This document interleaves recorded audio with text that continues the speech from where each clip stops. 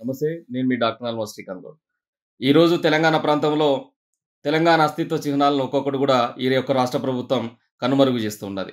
ఈరోజు తెలంగాణ తల్లి యొక్క రూపాన్ని మార్చేసి, తెలంగాణ తల్లి సంబంధించిన నగలను మార్చేసి, తెలంగాణ తల్లి రూపాన్ని పూర్తిగా మార్చేసిర్రు. పక్క రాష్ట్రంలో ఉన్నటువంటి తెలుగు తల్లికి బంగారు ఆభరణాలు ఉండొచ్చు. బంగారు పూర్ణకుంభంతోని స్వాగతాలను పలుకోవచ్చు. బంగారు కిరీటం ఉండొచ్చు. ఇవన్నీ ఉండొచ్చు. కానీ మన తెలంగాణ తల్లికి మాత్రం ఉండకూడదు. మన తల్లిని మనం దేవతామూర్తిగా కొలుచుకోకూడదు. మన తల్లిని బిదరాలుగా మనం గోల్చుకోవాలి. మన తల్లిని గతిలేని తల్లిగా మనం ఆవిష్కరించుకోవాలి. ఇది ఈరోజు కాంగ్రెస్ ప్రభుత్వం, రేవంత్ రెడ్డి ఫ్యూడలిస్ట్ భావాలకు ఈరోజు సాంకేతం అని చెప్పేసి నేను ఈ సందర్భంగా తెలియజేసుకుంటున్నా.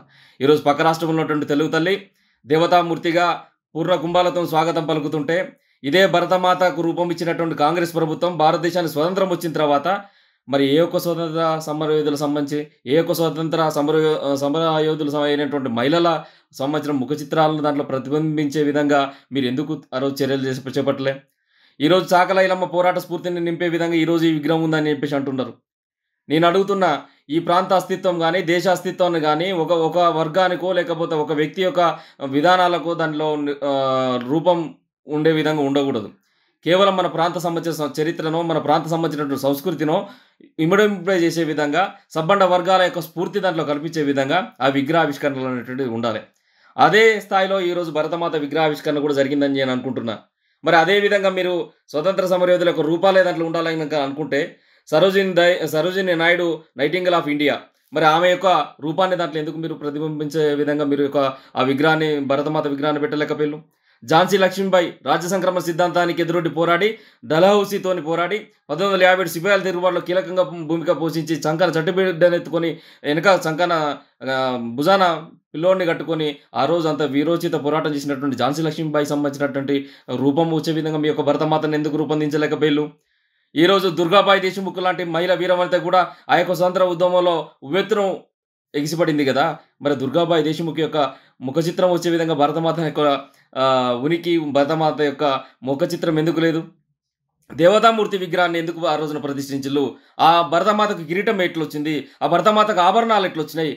మరి అదే స్థాయిలో, అదే చరిత్రతోని ఉండబడేటువంటి తెలంగాణ ప్రాంతానిలో ఉండేటువంటి తెలంగాణ తల్లికి నగలుంటే తప్ప, కిరీటం ఉంటే తప్ప, మన తల్లిని దేవతామూర్తిగా మనం కొలుచుకోవడం తప్ప అని చెప్పేసి ఈ సందర్భంగా రేవంత్ రెడ్డి గారిని నేను ప్రశ్నిస్తాను.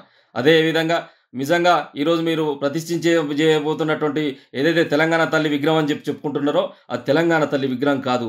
హస్తం గుర్తుతో ఉండబడేటువంటి కాంగ్రెస్ తల్లి అని చెప్పేసి ఈ సందర్భంగా నేను తెలియజేస్తున్నా మిత్రులారా. ఆ కాంగ్రెస్ తల్లిని సెక్రటరేట్ ప్రాంగణంలో కాదు రేవంత్ రెడ్డి, మీరు పెట్టాల్సింది మీ యొక్క గాంధీ భవన్‌లో పెట్టుకోండి.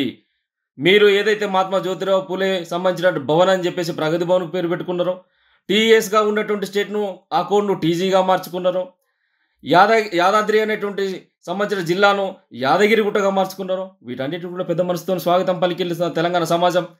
కానీ తెలంగాణ అస్తిత్వానికి ఏదైతే ప్రమాదం తెస్తున్నావో, తెలంగాణ అస్తిత్వానికి ప్రమాదం తెస్తే మాత్రం ఈ యొక్క ప్రాంతం సంబంధించిన ప్రజలు సహించలేరు. ఎందుకంటే తెలంగాణ ధూమ్‌ధాములు వేదికగా ప్రతి ఒక్క ఊర్లో తెలంగాణ ఉద్యమం జరుగుతున్నప్పుడు స్వచ్ఛందంగా ఆ ఊర్లో ఉన్నటువంటి ప్రజలు బతుకమ్మలు, బోనాలతోని అక్కడ తెలంగాణ తల్లి విగ్రహాలను ఆవిష్కరణ చేసుకున్నటువంటి సమాజం తెలంగాణ సమాజం.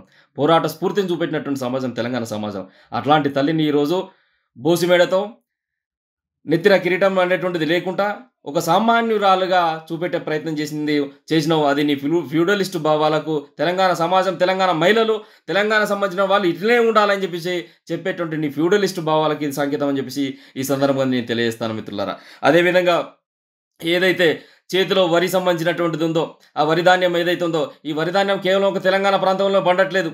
ఈరోజు కేసీఆర్ గారి పరిపాలనలో వరి అనేటువంటిది ఇక్కడ 10 సంవత్సరాలు అద్భుతంగా పండింది. అదేవిధంగా వరితో పాటు సజ్జలు, జొన్నలు ఏవైతే ఉన్నాయో మహారాష్ట్ర, కర్ణాటక సంబంధించి, అదేవిధంగా పక్కకున్నటువంటి ఒరిస్సా, ఆంధ్రప్రదేశ్ రాష్ట్రంలో కూడా పండుతున్నాయి. ఇలా ఇక్కడ ఉన్నటువంటి పాడి పంటలో ఈ తెలంగాణ ప్రాంతానికి ప్రతీకగా కాదు, ఈ ప్రాంతానికి ఉండబడేటువంటి సాంస్కృతిక చిహ్నం ఏదైతే ఉందో, ఈ సాంస్కృతిక చిహ్నం అనేటువంటిదే ఈరోజు ఒక చిహ్నంగా సబ్బండ వర్గాలకు ఒక ప్రతీకగా నిలిచేటువంటిది. అలాంటి బతుకు పూల పండుగ అయినటువంటి బతుకమ్మను ఈరోజు విశ్వపీఠం పైన నిలబెట్టుకున్నాం కదా, అధికారిక పండుగగా నిలబెట్టుకున్నాం కదా.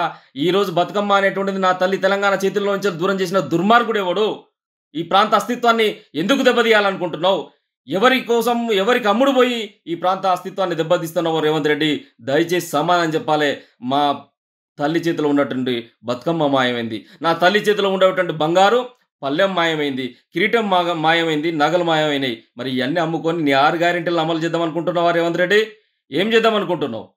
ముమ్మాటికి ఇది తెలంగాణ తల్లి గాదు. అస్తం తల్లి, కాంగ్రెస్ తల్లి. ఈ కాంగ్రెస్ తల్లిని తీసుకపోయి నీ గాంధీ భవన్‌లో ప్రతిష్ఠించుకో. తెలంగాణ అస్తిత్వాన్ని జోలికొస్తే మాత్రం ఖబర్దార్ రేవంత్ రెడ్డి అని చెప్పేసి రేవంత్ రెడ్డి సర్కార్‌ని, కాంగ్రెస్ సర్కార్‌ని ఈ సందర్భంగా హెచ్చరిస్తున్నా.